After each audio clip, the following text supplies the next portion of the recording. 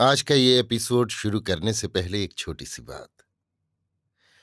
क्या आप भी अपना पॉडकास्ट बनाने की सोच रहे हैं? तो एंकर ट्राई कीजिए। ये पॉडकास्ट बनाने का सबसे आसान तरीका है। नंबर एक, ये फ्री है।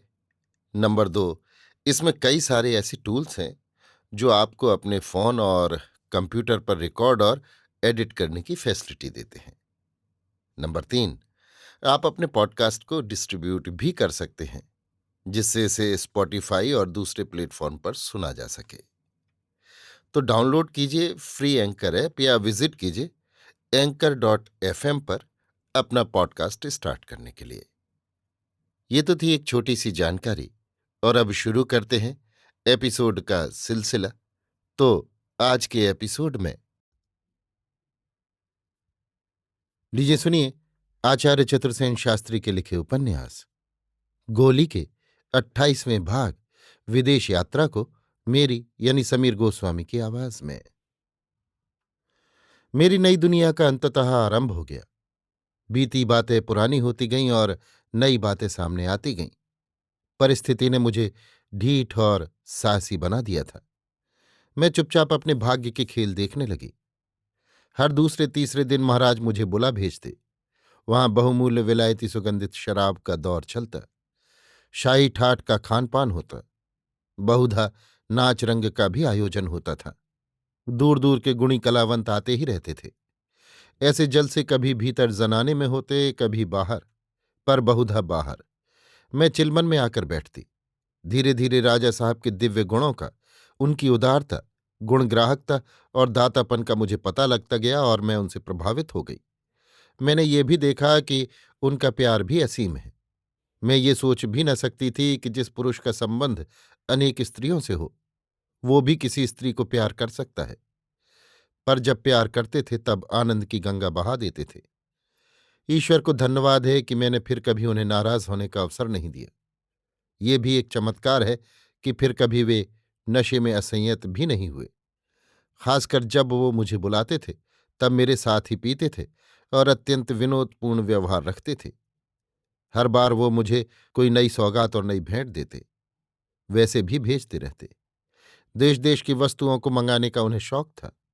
कहीं न कहीं से नई वस्तुएं आती रहती थीं। उनसे मेरा महल सजने लगा। अब बहुधा वो मेरे महलों में भी पधारते और तब मैं अतिथि की भांति उनका स्वागत करती। मैंने अपनी सपत्नियों को देखा। बड़ी महारानी के चरणों में ढोक दी। उन्होंने रूखी नजर से मुझे देखा, पर बहुमूल्य मोतियों का एक हार बख्शीश में दिया। मझली और छोटी रानी से भी मैं मिली।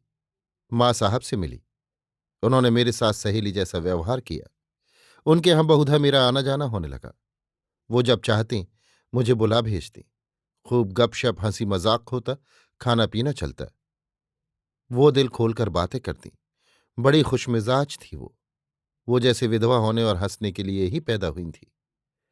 रनवास की औरतों से, पर्दायतों से भी मैं मिली। धीरे धीरे रंग महल के सब हाल मुझ पर प्रकट हो गए। बहुत सी बातें केसर और किसुन से मालूम होती रहती। केवल मैं कुंवरी से नहीं मिल पाई। उन्होंने फिर मुझसे मुलाकात नहीं की। बहुत बार मैंने चाहा पर बेकार। मेरे आग्रह पर दरबार ने भी उन्हें मनाया, पर उसका भी कोई नतीजा न हुआ।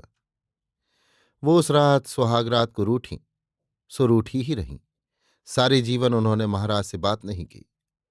इस प्रकार धीरे धीरे मेरे इस नए जीवन के 2 बरस बीत गए और अब मैं इस विचित्र जीवन की अभ्यस्त हो गई। फिर भी मेरे जीवन में एक व्यक्ति जबरदस्ती धंसा चला आ रहा था। वो था किसुन। एक अज्ञात प्रेम और आकर्षण मुझे उसकी ओर खींचता चला जाता था। वो मेरे सम्मुख सदैव अदब से ही बातें करता और मालिक की भांति मुझे मानता, पर मैं देखती उसकी तरुणाई की प्यासी आंखें कुछ दूसरा ही संदेश दे रही हैं। उसका कंठ स्वर सुनते ही मेरा कलेजा धड़कने लगता था, पर मैं भी मर्यादा से बाहर उससे बात न करती। चाहती रहती कि वो मेरी आंखों के सामने रहे। मन का पाप आपसे कहती हूं कि राजा इतने गुणी और उदार थे और इस अभागिन को इतना बड़ा प्यार भी करते थे।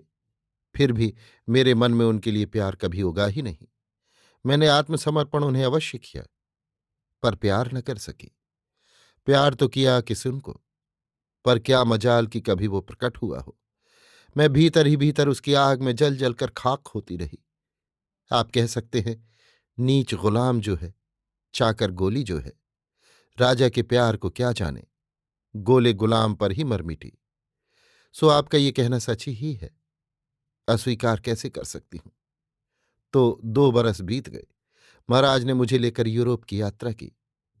अंग्रेज गवर्नेंस मेरे लिए नियत की गई। उसने मुझे केवल पढ़ाया लिखाया ही नहीं, पाश्चात्य नृत्य संगीत और अदब कायदे की भी शिक्षा दी। हम लोगों ने समूचे यूरोप का भ्रमण किया। इस नई जागती हुई दुनिया को देखकर मेरे हिये के कपाट खुल गए, और जब मैं लौट कर आई तब कुछ और ही बन गई थी। किसुन ही अकेला इस यात्रा में हमारे साथ रहा। अब मेरे रहन सहन में, विचारों में जमीन आसमान का अंतर हो गया था। 2 मास यूरोप घूमकर जब हम राजधानी में लौटे, तब बड़ी धूमधाम से दरबार का स्वागत हुआ। मैं तो ये सब भूल ही गई थी कि मैं गोली गुलाम हूं, और अपने को महारानी ही समझने लगी थी। यूरोप में महाराज ने महारानी की ही भांति मेरा सबसे परिचय कराया था। मैं अब ठसक से रहने लगी थी। अभी आप सुन रहे थे आचार्य चतुर्सेन शास्त्री के लिखे उपन्यास गोली के 28वें भाग विदेश यात्रा को, मेरी यानी समीर गोस्वामी की आवाज में।